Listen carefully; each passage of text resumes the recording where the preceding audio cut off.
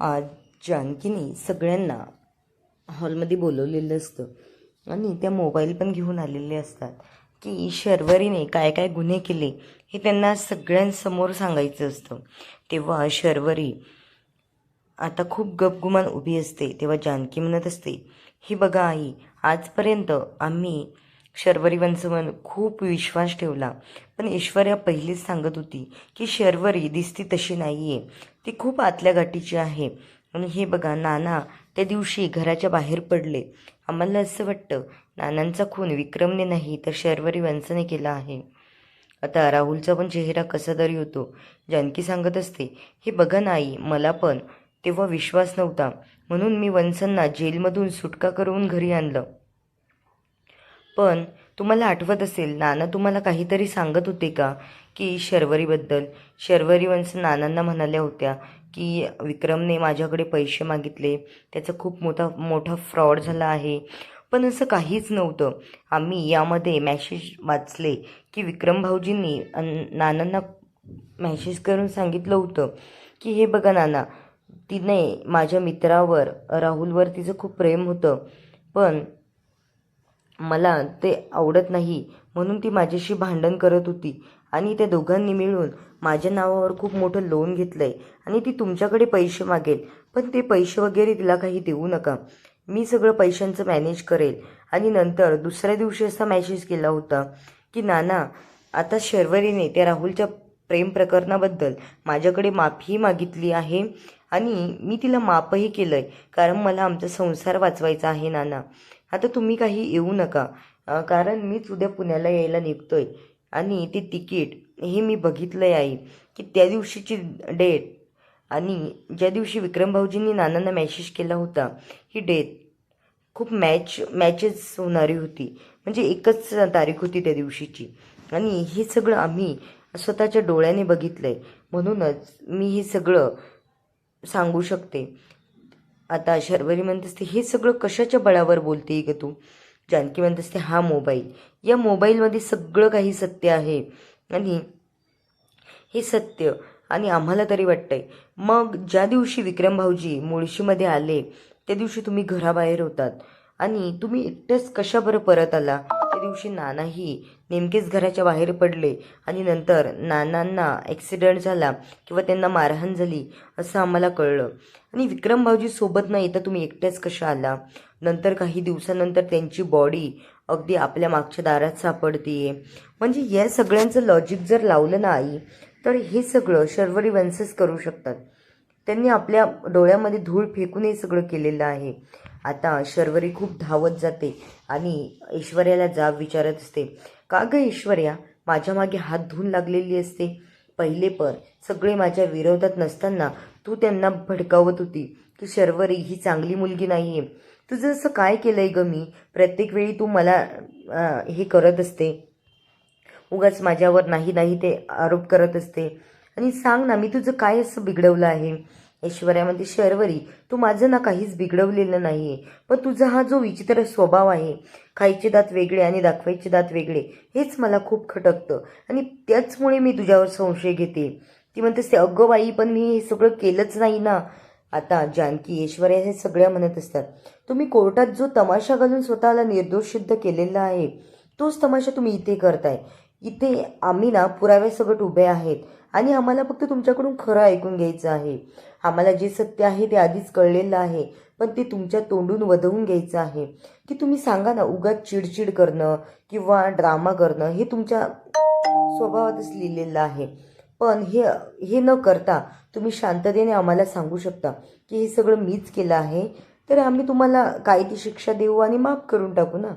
जे झालंय ते झालंय, पण तुम्हाला हे सगळं मान्यच करायचं नाही आहे. तुम्हाला चिडचिड करणं किंवा पूर्ण घरभर आवाज करणं, मोठ्याने बोलणं, हे सगळं तुम्हाला आवडतं आणि तुम्ही करता. ते केल्याच्या नंतर तुम्हाला माहीत आहे कुणीतरी माझी बाजू मान्य करेल आणि मला सुटका होईल. जेलमध्येही तुम्ही हेच केलं, कोर्टामध्येही तुम्ही हेच केलं आणि सुटका करून घेतली. पण आता नाही, आता आम्ही तिघीजणी मिळून तुमचे पुरावे शोधून काढलेले आहेत आणि आता तुम्ही स्वतःला कितीही सिद्ध केलं तरी आम्हाला माहिती आहे की तुम्ही दोषी आहात. अवंतिका पण म्हणत असते, शर्वरी सांग ना, काय काय खरं असेल ते सांगून टाका ना. कारण प्रत्येक वेळी आम्ही तुमच्या पाठीमागे उभं राहिलो, पण जेव्हा आम्हाला हे सगळं कळलं तेव्हा आमच्या पायाखालची जमीनच सरकली की आम्ही पहिलेच तुम्हाला निर्दोष सोडवलं नसतं तर इथपर्यंत हे प्रकरण आलंच नसतं. आणि 2 जीव गेलेले आहेत आणि त्या जीवांना न्याय मिळवून द्यायचा असेल तर तुम्ही जर हे पाप केलं असेल तर तुम्हाला शिक्षा होणं ही गरजेचीच आहे. आता अवंतिका हे सगळं बोलत असताना शर्वरी तिच्याकडे बघते आणि म्हणते, अवंतिका तू सुद्धा या ऐश्वर्याच्या भूलतापांना बळी पडतीये आणि माझ्यावर संशय घेते. मला क्वेश्चन करताय तुम्ही तिघीजणी मिळून. अरे ऋषिकेश दादा, तुझी बायको या ऐश्वर्याला मिळालेली आहे आणि तिच्यासोबत मिळूनच माझ्या विरोधातले पुरावे शोधती काय आणि माझ्या विरोधात सगळ्यांना भडकवतीये काय. अवंतिका म्हणत असते, वंश, आम्ही भडकवण्याचा काहीच प्रयत्न करत नाहीये, फक्त तुम्ही खरं सांगावं एवढीच आमची प्रामाणिक इच्छा आहे. आता ती बोट करून म्हणते, अवंतिका आता तू तरी शांत बस. तुम्ही तिघी मिळून ना माझ्याबद्दल मला ह्या घरात तुम्हाला राहू द्यायचं नाहीये. मी नणंद म्हणून किंवा तुम्हाला सहन होत नाही या घरामध्ये. मी माझा हक्क मागते का, तुम्हाला त्रास देते का, मग तुम्ही तिघी का हात धुवून माझ्या मागे लागलेले आहात. अवंतिका म्हणत असते, आम्ही हात धुवून तुमच्या मागे लागलेलोच नाही. आम्हाला फक्त जे काही बघायला भेटलं, जे काही आमच्या डोळ्यांसमोर आलं ते आम्हाला फक्त सिद्ध करायचे. ही काही कोर्टाची भाषा नाही आहे. आम्ही तुम्हाला घराच्या आतच हा वाद मिटवायचा आहे, म्हणूनच तुम्हाला घरातच थांबवलं. किंवा पोलिसांकडे आम्ही तक्रार नाही केली की यांनी असं केलेलं आहे, आमच्याकडे हे पुरावे आहेत, कारण आम्हाला हा वाद घराच्या बाहेर जाऊ द्यायचाच नव्हता. तरी पण शर्वरी काही ऐकायच्या मनस्थितीमध्ये नसते. ऋषिकेश म्हणत असतो, शर्वरी सांग ना काय खरं असेल तर. अगं या दोघीजणी तुझ्या बाजूने उभ्या होत्या जेव्हा यांना काहीच माहीत नव्हतं आणि अचानक या तुझ्या विरोधात गेल्या, म्हणजे यांना काहीतरी कळलेलं असेल म्हणूनच ना गं. ती म्हणत असते, ऋषिकेश दादा तू सुद्धा. अरे दादा, तुझी बायको माझ्या विरोधात माझ्यासोबत उभी होती तेव्हा तूही तिच्या बाजूने उभा होता आणि ती माझ्या विरोधात गेली, आता तू पण तेच बोलतोय. सौमित्र म्हणत असतो, हे मला काही पटत नाही वहिनी, आता थांबवा बरं हे सगळं. जानकी म्हणत असते, नाही भाऊजी, आता नाही थांबू शकत. जोपर्यंत शर्वरी वंश काय खरं आहे आणि काय नाही हे सगळ्यांना सांगत नाही तोपर्यंत हे सगळं नाही थांबू शकत. आणि आता सुमित्रा खूप चिडते आणि म्हणते, थांबवा हे सगळं, मला आता त्रास होतोय. आणि शर्वरीला पण हेच हवं होतं की मी कांगावा केला, की चिडचिड केली, आवाज मोठ्याने करून बोलले तर बाकी कुणी नाही, पण माझी आई तरी माझ्या बाजूने बोलेल आणि म्हणेल की माझ्या मुलीच्या मागे नका लागू, माझ्या मुलीला जगू द्या सुखाने, तिच्या आयुष्यात सुखाचे क्षण आलेले आहेत आणि उगाच तुम्ही हात धुवून मागे नका लागू. आता तिला माहितीच असतं हे सगळं होणार. आणि सुमित्रामध्ये बोलल्याच्या नंतर जानकी समजावत असते, आई तुम्ही पॅनिक होऊ नका, आम्हाला काही पोलिसांना बोलवायचं नाही आहे की त्यांच्याकडे यांना पकडून द्यायचं नाही आहे, फक्त यांनी खरं काय ते कबूल करावं एवढीच आमची प्रामाणिक इच्छा आहे. आता राहुल पण चष्मा उंचावत असतो. आता या दोघांनी मिळून अशी खेळी खेळलेली आहे की या सगळ्यांचे जे मॅसेज होते ते सगळं यांनी डिलीट केलं आहे आणि म्हणूनच हे एवढे शांततेने तिथे उभे आहे. त्यामुळे शर्वरी बिनधास्त आहे. आता हे सगळं हिने केव्हा केलं आपल्याला पुढील भागामध्ये बघायला भेटेलच, पण शर्वरी फक्त नाटक करते आता. आणि ती म्हणते, आई यांना विचार ना हे सगळं खरं असेल, यांच्याकडे कोणता पुरावा आहे, पुरावा दाखवा म्हणा, जो लाईव्ह पुरावा आहे की यांनी जे वाचलंय ते दाखवा. आता सुमित्रा म्हणत असते, हो जानकी, तुम्ही जर हे सांगताय तर हे सगळं दाखवा. जानकी म्हणत असते, हो दाखवतो ना, आम्ही जे खरं आहे तेच बोलतोय आणि दाखवायला आमच्याकडे पुरावा आहे म्हणूनच मी हा फोन घेऊन आलेली आहे ना. जेव्हा ती शर्वरी म्हणत असते, अगं नाही ग आई, या मुद्दाम म्हणून करतायत, यांच्याकडे काहीच पुरावा नसेल. जानकी म्हणत असते, हे वंश तुम्ही ना अति कांगावा करताय, तुम्ही चिडचिड करणं, तुम्हाला माहिती चिडचिड केली म्हणजे सगळं संपून जातं, बाकीचे काही बोलणारच नाही आणि सगळ्यांना माहिती आहे तुम्हाला दुःख झालेलं आहे, पण तुम्हाला आतून ते सगळं दुःख तेवढं आहे की नाही हेच आम्हाला कळत नाही. आता सुमित्रा डोक्याला हात लावते आणि म्हणते, दाखवा बाई एकदाचे पुरावे आणि संपवा ते.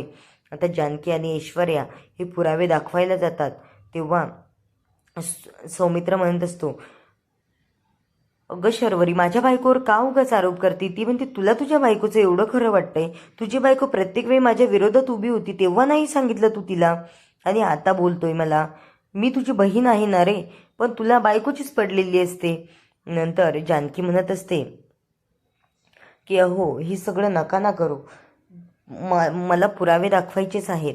आणि ती जेव्हा पुरावे दाखवायला जाते तेव्हा त्या फोनमधून सगळं काही डिलीट झालेलं असतं.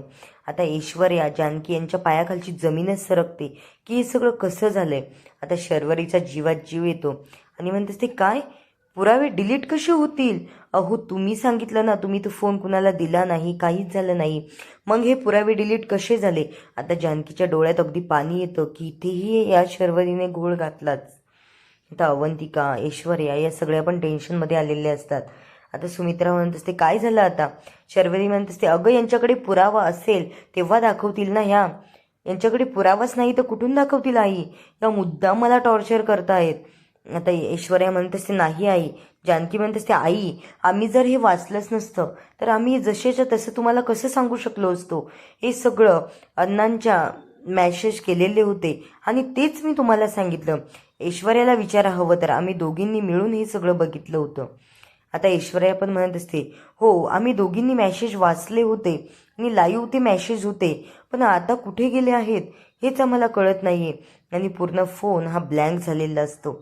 आता सौमित्र पण बघत असतो की हे काय चाललंय. ऐश्वर्याकडे मोबाईल होता तेव्हा त्यांनी मला काही दाखवलं नाही. आता मीही यांच्या बाजूने काही सांगू शकत नाही. शर्वरीला खूप आनंद झालेला असतो आतून की शर्वरी यांच्या पुढे एक पाऊल असतेच नेहमी. खूप हुशारीने हे सगळं ते हँडल करते. आणि मॅसेज नसल्यामुळे आता या सगळ्यांचे या तिघींचे पण डोके काम करत नाहीये की आता करावं तर काय करावं. आता एकतर सगळ्यांना बोलवून हिचा पर्दाफाश करायला गेलो तर हिने आपलीच उडवली. आणि आता सगळ्यांचे तोंड गप्प झालेले असतात. फक्त शर्वरी बोलत असते की दाखवा ना, आता दाखवा पुरावा, कुठे आहेत तुमचे पुरावे? आणि एवढ्या वेळेचा माझ्यावर जो भडीमार करताय आरोपांचा, ते आता आरोप सिद्ध करा. आहे तुमच्याकडे पुरावे काही? जानकी म्हणत असते वंश आता जरी पुरावे नसले तर आम्ही हरणार नाहीये आणि काही ना काही शोध घेतल्याशिवाय आम्ही थांबणार नाहीये. त्यामुळे तुम्ही काळजी करू नका की आज तुम्ही हे पुरावे नष्ट केले, तुम्ही केव्हा केलं, काय केलं, पण आम्हाला संशय आहेच की हे पुरावे तुमच्याशिवाय कुणीही घालवू शकत नाही. शर्वरी म्हणते बघ आई, आता मी काहीच केलेलं नसताना सुद्धा या बघ माझ्याकडे कशा आरोप करताय. परत एवढं सगळं झालेलं असून सुद्धा यांना माझी पडलेलीच नाहीये, यांना मला त्रासच द्यायचा. यांनी हे सगळं ठरवूनच ठेवलेलं आहे. ऐश्वर्या म्हणत असे शर्वरी आता गप्प बस, हे सगळं तूच केलं आहे हे आम्हाला माहीत आहे, कारण आम्ही दोघींनी नाही आम्ही तिघींनी मिळून मॅसेज वाचले होते. आणि एकाची नजर खराब असू शकते किंवा त्याच्या नजरेत भूल होऊ शकते, पण तिघींच्याही कसं होऊ शकतं? आता सौमित्र विचारच करत असतो तेव्हा ऐश्वर्या म्हणत असते मी आणि जानकी जेव्हा हे करत होतो ना तेव्हा आम्हाला माहीत होतं की शर्वरी काहीतरी करेल, पण हे सगळं कसं केलं आणि केव्हा केलं हेच आम्हाला कळत नाहीये. आता राहुल खूप आनंद झालेला असतो. राहुलला शर्वरीकडे बघून ते चष्मा अगदी उंचावतो. आता हे सगळे रूममध्ये निघून जातात तेव्हा शर्वरी म्हणत असते बघ राहुल, मला माहिती होतं हे सगळे हे करणार आणि त्यांनी माझे जेव्हा डोळे उघडले ना त्यांनी मला पावडर टाकून दूध वगैरे दिलं होतं, तेव्हा मी दूध घेतलेलं नाही. मला माहिती होतं यांना आता करू द्यायचं, कारण हा जो तमाशा झालेला आहे ना तो तमाशा मला बघायचा होता. आता या तिघीजणी विचार करत असतात हे सगळं झालं कसं. ऐश्वर्या म्हणत असते जानकी आपण जेव्हा तिचे डोळे उघडून लॉक खोललं तेव्हा जर तिला कळलं असेल तर, तेव्हा ती झोपलेचं नाटक केलं असेल तर